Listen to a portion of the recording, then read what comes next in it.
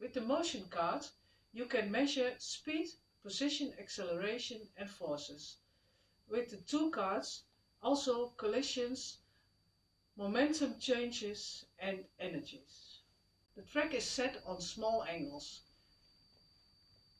You can measure the angle and then see if the acceleration fits. A is G sine angle.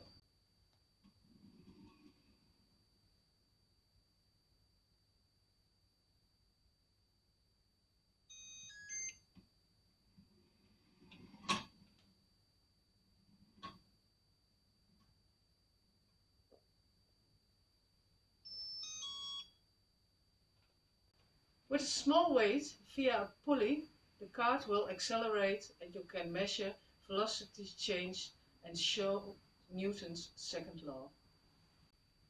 For elastic collisions with two carts, the carts can be equipped with magnets. The collisions will be nice. Go to cmascience.nl for more information and the webshop.